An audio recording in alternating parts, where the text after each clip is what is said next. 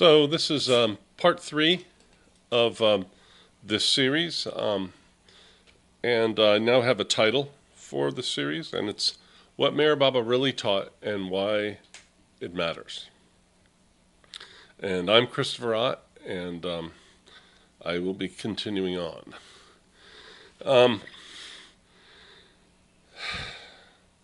so what I was saying at the end of part two is I was addressing the question, well, what if there are problems in how Meher Baba, in understanding what Meher Baba taught, how do I know this, and what qualifies me to say and to correct it? Well, I was getting into that. What makes me especially in a uniquely given what gives me a unique perspective on this? It's not, as I said, because I'm smart. It's because of the order of things, the order in which things happened, and certain coincidences that enabled me to recognize something that was not automatically obvious about his teaching. Now, let me give a thought on this that I had this morning, which is that Meher Baba says that he's the avatar, which and our discussion isn't about arguing whether he is or he isn't, because I can't make that case, and it's up to anybody to decide. But that's not our point. Our point is to look at his teaching and see if there's something in it that could have merit for philosophy and for mankind, some improvement. And whether he's the avatar or not, it doesn't really matter, does it? Because that's not what we're trying to do. And I don't even make a case for, at least not philosophically, I don't make a case from authority, from Meher Baba's authority, like say, well, it's revelation from God, and therefore it's true. That would be a circular reasoning. Instead, I look at what he says, and what I've discovered in what he taught is something much more revolutionary than others have noticed, because they weren't really in a position to. And I want to talk about why others are not in a position to, before I go on and say why I could. First of all, Meher Baba's idea of the avatar is that every 700 years this figure comes that gives a new revelation. And this revelation moves man forward in his understanding of God and the path and so forth. And so it represents a development for man. But those developments take a while to digest. They're very big. Like Meher Baba said, I've come to bring about a revolution in man's thinking, the slowest of all revolutions. So this is something that could take the whole of 700, 1400 years to totally digest and to incorporate into our lives, into how we look at everything else. It's not something that's easy and on the surface and obvious. If it were, it wouldn't be much of anything. So this is the fact that it's revolutionary. This is not a violent revolution with guns. This is a revolution in how people think, and that takes a long time. And so the fact that the first generation of followers of Baba, or even a couple generations, Baba's been gone about 54 years, they and he was teaching. He had disciples from the 20s. So we've about 100 years has gone by, and those first couple generations may have missed some things. So let's that were there. So to give an example, after Jesus' crucifixion and death, there's a long period where the church fathers developed the concepts of Christianity. It wasn't right away, and it doesn't matter if you agree with them or not, this is a fact. And those were philosophers, and they developed Christianity, and the one most famous is, of course, Augustine of Hippo, who is considered one of the great philosophers of all time, and he really sort of charted out what was today Christian doctrine from analyzing the scriptures and so forth, and using his great intellect on what was, until then, some of it was still kind of vague. So And now he lived in the 4th century after Jesus, so that takes a while. You see, this isn't some thing that's just unique. So it's not a pejorative statement to say that his followers didn't understand him or fully misunderstood him. That would be expected if all this were true. So I wanted to say that. Okay, so the other thing that causes misunderstanding of Meher Baba is that people tend to come to his teaching already with a body of knowledge in their head, a body of ideas that they've acquired over their lifetime. Um, the, um, this is especially true of the generation that came along in the 1960s. They had read all kinds of other things, Edgar Cayce and Theosophy and things like that. And so when they came to Baba, they thought, well, that's what he's saying. He's saying things like that, but he's actually not.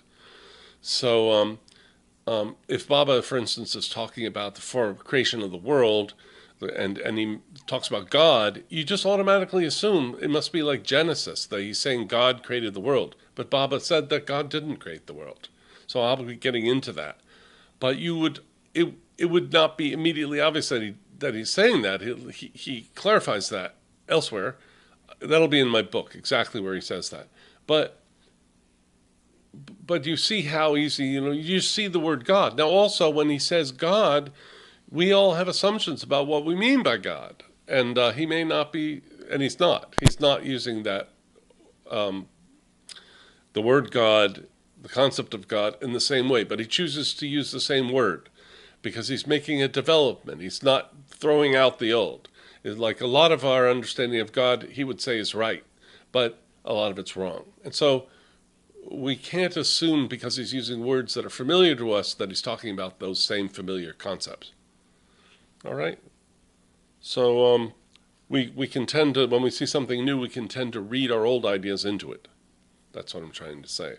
But I didn't have any old ideas when I first heard this. And that's what I've been trying to get at. And so at the end of part 2, I was saying how my parents heard of Baba when I was 4. And then in the spring of 1964, my father was telling me about Baba. And it's a big story that he tells, and it's recorded on online. It's on YouTube. Him telling the story of telling me about Baba, and he got up on a picnic table and he was saying how the Avatar is the highest of the high, and I was impressed with my dad, and my dad had this fun relationship where I was his little protege, and anyway, later that day I rode my tricycle up to the window. And I was thinking about the things he had told me, and I said, all there is to think about is Baba. So now I was like this at 4 years old. My sisters, he didn't have that relationship with and didn't tell them about Baba, and none of them follow him today. And I'm going to get into why I think that is. There's a certain way my father told me about Baba. This is why I still believe in him. And I used the same method when I told my daughter. And this is in a film, a video I did called Teach Your Children Well, which is online. And I tell the story that he told me and where it came from.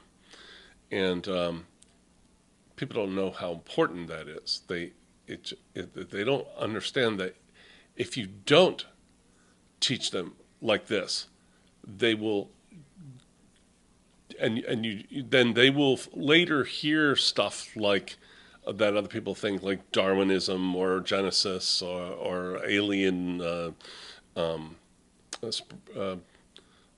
do they call that? Transpermia, and then by then you've lost them. They're never gonna. And what are they going to do? They'll have no way to ever understand Baba, because they're going to be reading all those things into what he said, or be some conflict with this or that. But I didn't have any conflict. So I heard Baba explained correctly from the very beginning by my father, and then he always was a mentor to me. Now, how come he was able to follow? Well, he didn't. A lot of things that he didn't understand, but I later did, and I didn't. I did after he had died. So I couldn't share those things with him. But he did a really good job, and also he did not come from a religious family with doctrines and dogmas. He came from his father was a communist, and they were totally agnostic, and he never even thought about the subject. All he said before he read about Baba, about God, is that God was some kind of like infinite consciousness which you couldn't get your mind around, and who cares? And his art, he said, but his religion was painting. He was an artist. So so he had that fresh mind, and then I had a totally fresh mind. So this is the way it's different. If you go to somebody else, they've already been reading other things by the time they heard Baba, and that pretty much made a block between them and what Baba was saying. But also, I studied philosophy. Now, people who study philosophy from a young age, they already get a lot of dogmas themselves. Um, they think that they've got clever points of skepticism, say, about God, but they don't realize that they have very narrow concepts about God because that wasn't even the area they studied. So generally, philosophy doesn't really prepare you to be able to understand Baba. But I didn't study any philosophy until I was 40 years old.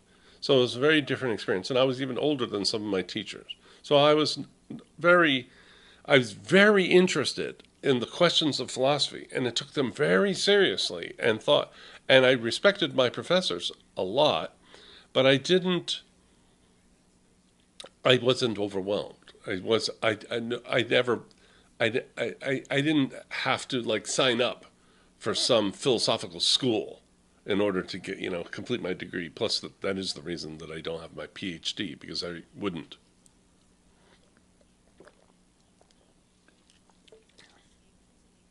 I'm not a materialist or an idealist.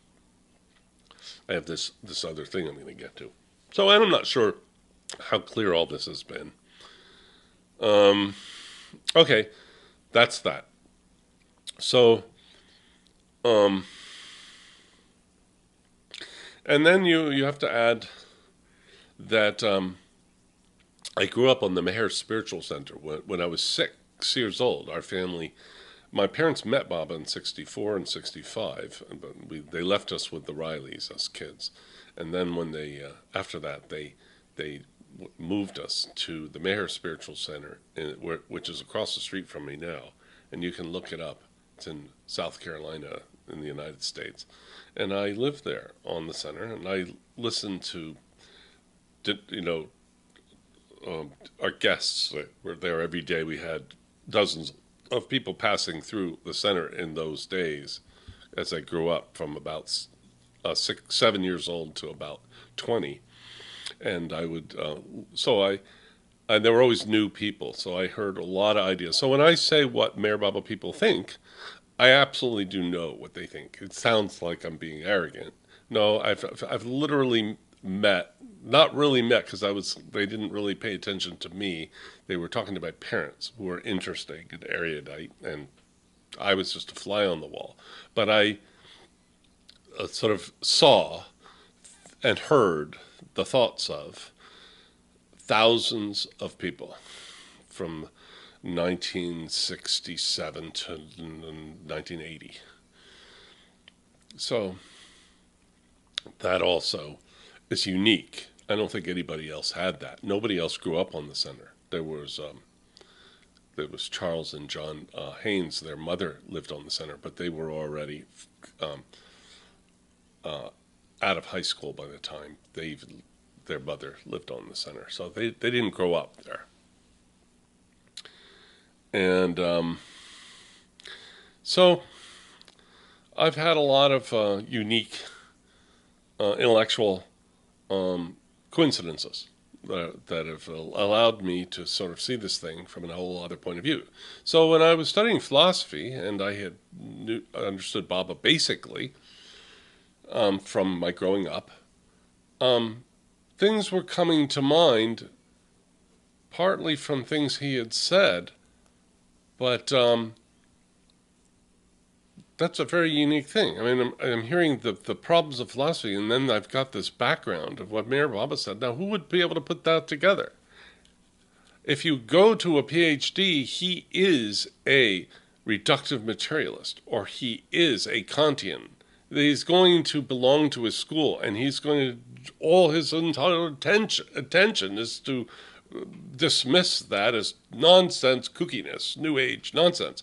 The sad thing is that if he hears it from the Baba people, what they think that he Baba taught, it will be new age nonsense, a lot of it. And I'm going to get into all that.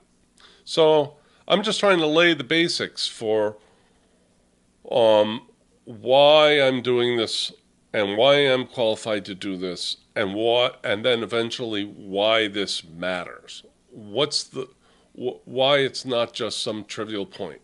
It's not just what I'm going to talk about is not just an academic exercise for intellectual entertainment. It's actually pertains to the world. It answers questions that people have had literally for thousands of years. For 2,500 years, philosophers have not known how to address certain things. And Mir Baba's teachings, when understood, can address those things, but not misunderstood. Misunderstood, they only just repeat the old. And it has bugged me that he has been misunderstood once I started to see what he was really saying, because I could like slam my finger on a piece of paper and just look what he's saying. Now, if somebody would listen to me, which is rare, I'm not that charismatic, but they could see that I was right. But usually I have to sit there and be quiet while some other person who has no idea what he's talking about gives a talk. And oh well. So that's why I'm doing this sort of on the sly and leaving it for the future when I'm not here, so that if somebody hates it, they go, "That idea sucks." I won't have to endure that, and hopefully they'll appreciate the work I've done. Okay, that's all I've got for this. Um, I'll see you on the other side with part 4, but I'm not going to do that today. All right, bye-bye.